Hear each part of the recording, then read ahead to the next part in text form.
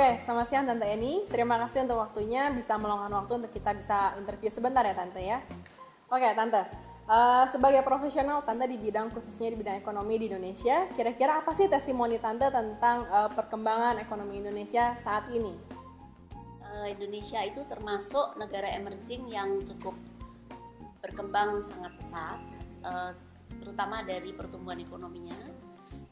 Kalau kita melihat negara-negara seperti Eropa, itu sekarang mengalami krisis.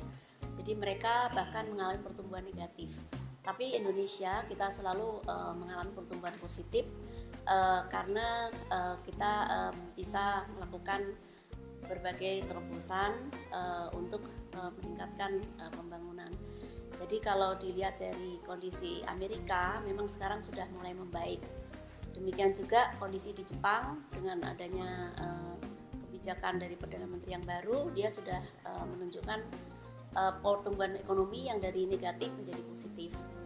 Jadi kalau kita melihat itu sebetulnya kita optimis bahwa Indonesia itu bisa mencapai proyeksi 6,3 sampai 6,4. Namun kemarin memang ada revisi menjadi sekitar 5,9 atau 6,1. Revisi itu memang dilakukan karena kita melihat kondisi yang kurang kondusif terutama di Cina.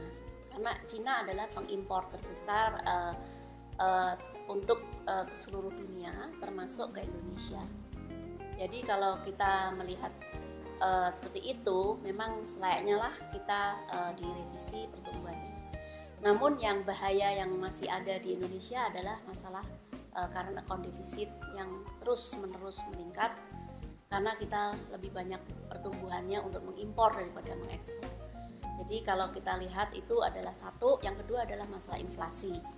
Inflasi itu memang kita masih dalam toleransi untuk mencapai sekitar kalau tidak salah 7,2%.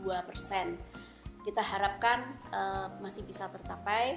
Namun dengan kenaikan harga BBM, inflasi bisa meningkat sehingga mudah-mudahan tidak melebihi 8%. Nah, kira-kira untuk kedepannya nih Tante di Indonesia, hal apa yang harus kita lakukan atau siasat apa yang harus kita lakukan kedepannya biar pertumbuhan ekonomi Indonesia pun bisa tetap stabil? Iya, selain kita juga berusaha untuk mengembangkan ekspor, membuat produk-produk substitusi impor, kita juga harus mendiversifikasi perekonomian kita dengan mengembangkan sektor-sektor kecil seperti UMKM. Jadi kalau kita lihat secara data statistik, UMKM itu menyerap sekitar 95% dari tenaga kerja. Namun mereka sendiri baru menerima kredit perbankan itu sekitar data terakhir bulan Juni adalah hanya 19%. Jadi kalau kita bayangkan dia penyumbang GDP itu cukup besar, yaitu cukup besar sekitar 12%. Namun kreditnya sendiri itu hanya 19%. Apalagi kalau kita membedah lagi, itu ternyata untuk sektor-sektor pertanian itu bahkan 8%.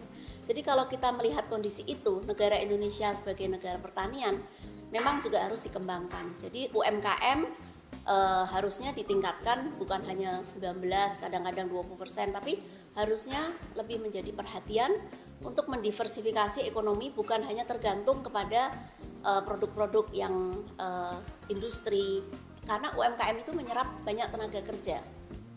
Jadi kalau kita lihat 95% itu tenaga kerja berasal dari UMKM.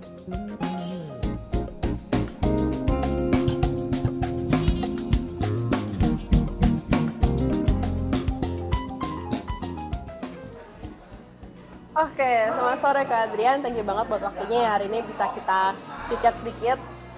Jadi begini Kak Adrian. Kak Adrian ini sebagai sosok eksekutif muda di zaman sekarang ini ya. Kira-kira menurut Kak Adrian seberapa penting sih networking itu di kalangan-kalangan kita buat yang khususnya untuk mau baik dia bekerja ataupun maupun dia berbisnis?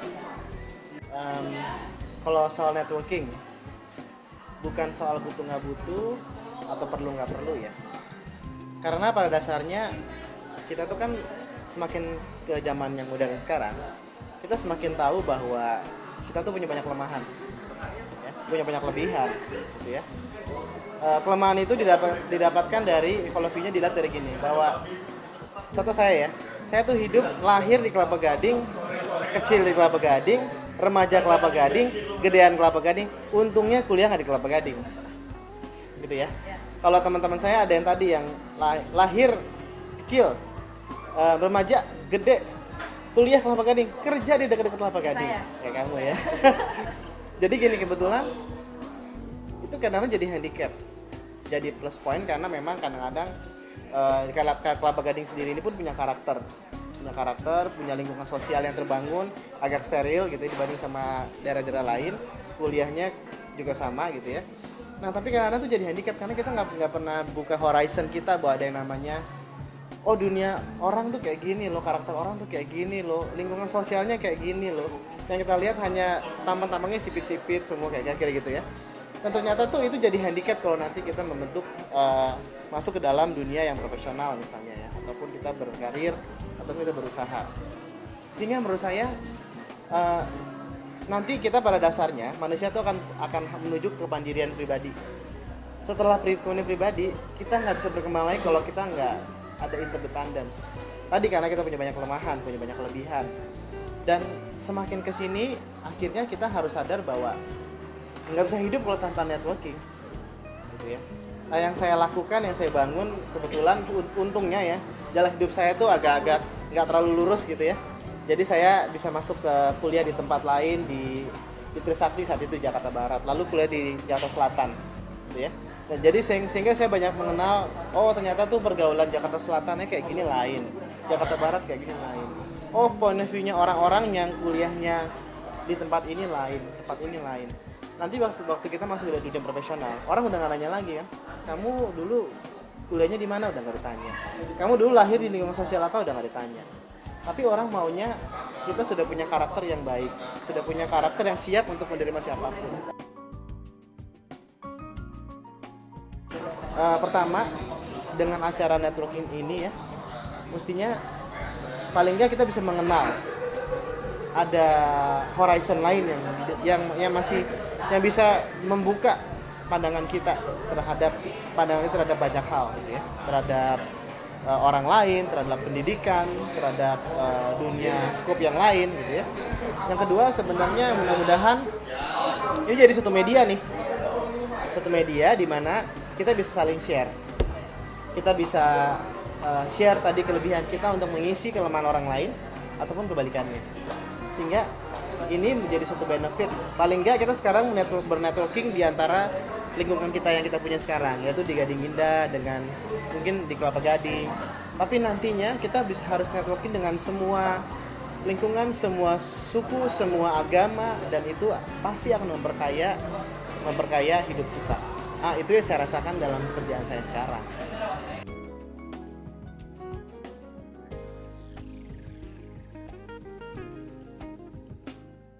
Pikir ini ide yang kreatif sekali ya dari para pemuda di Komisi Pemuda di Gading Indah untuk berperan aktif di dalam ikut mengembangkan bisnis UMKM, karena kita memang harus mendukung mereka dan juga dimulai dari diri kita sendiri. Jadi kewirausahaan melalui bisnis-bisnis yang seperti dilakukan pemuda itu bisa menciptakan lapangan tenaga kerja yang baru dan juga mengembangkan, kenapa enggak dari kita untuk kita juga, kita hingga memberikan dampak positif kan. Jadi pemuda bukan sekedar ngumpul-ngumpul tanpa tujuan yang jelas, tapi tetap membahas Alkitab dengan tetap juga memikirkan bisnis apa yang harus dilakukan, ditekunin untuk menjadi sesuatu yang produktif. Itu adalah memperkerjakan manusia supaya pengangguran menurun. Itu sangat bagus sekali. Saya sangat mendukung. Mungkin pertama kali saya mau ajakin jempol dulu deh. Karena setelah bertahun-tahun kita hidup di gereja Gading Indah ini, baru sekarang ada ide terobosan yang baik bahwa kita sadar bahwa kita tuh harus membuka network kita. Paling nggak Gading Indah pun punya network yang baik yang bisa membangun kita. Nah lalu kedepannya saya pikir ini harus dibuka seluas mungkin. Tadi ya, bahwa kita jangan mengotak-otakkan dunia kita. di pertama kali mungkin di Gading Indah dulu kita bisa melakukan kita bisa membangun network kita dengan baik dan positif ya. Lalu juga di lingkungan sekitar kita di Kelapa Gading misalnya. Tapi juga habis itu kalau bisa langsung dibuka, sehingga tuh nggak ada boundaries dengan dunia luar. Bahkan mikirnya juga bukan hanya di Indonesia, tapi juga dengan globalisasi sekarang mestinya kita udah harus terhubung sama negara lain gitu ya. Dan nanti di dalam bekerja pun saya pikir itu udah jadi suatu hal yang sangat dasar ya, bahwa kita harus punya interdependen sama dunia luarnya dulu. Luar itu tuh jadi arti luar itu akan diperluas oleh kita sendiri. Dan saya pikir Komisi Pemuda Gading Indah harus memfasilitasi agar ini semua bisa terwujud, dan juga saya pikir ini akan menjadi hal yang baik bagi kita sendiri di Gading Indah dan juga bagi berkat bagi banyak orang lain. Nah, sudah tahu kan pentingnya networking buat kita para profesional maupun pengusaha? Kita dari Komisi Pemuda GKI Gading Indah punya wadah yang menarik untuk menampung para profesional dan juga pebisnis untuk menjalin komunikasi dan juga memperkenalkan line of bisnis mereka di dalam acara Charity Networking Expo. Anda bisa berpartisipasi dengan membuka stand untuk memperkenalkan bisnis Anda, baik produk, jasa, sampai dengan makanan. Atau Anda dapat juga datang untuk menjalin networking dengan para pebisnis dan profesional yang hadir di sana. Jadi, jangan sampai Anda lewatkan acara Charity Networking Expo hari Sabtu tanggal 21 September 2013 di Aula Penabur Kelapa Gading jam 10 pagi sampai jam 5 sore.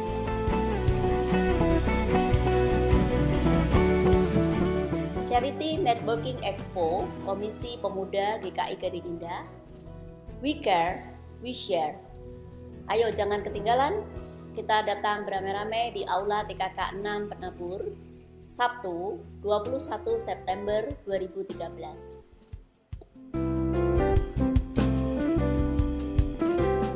Charity Networking Expo 2013 GKI Gading Indah. We care, we share. Kita harus dukung acara ini agar berhasil dengan baik. Selamat dan sukses untuk acaranya. Charity Networking Expo Komisi Pemuda Gading Indah. We care, we share. Charity Networking Expo 2013 Komisi Pemuda GKI Gading Indah. We care, we share.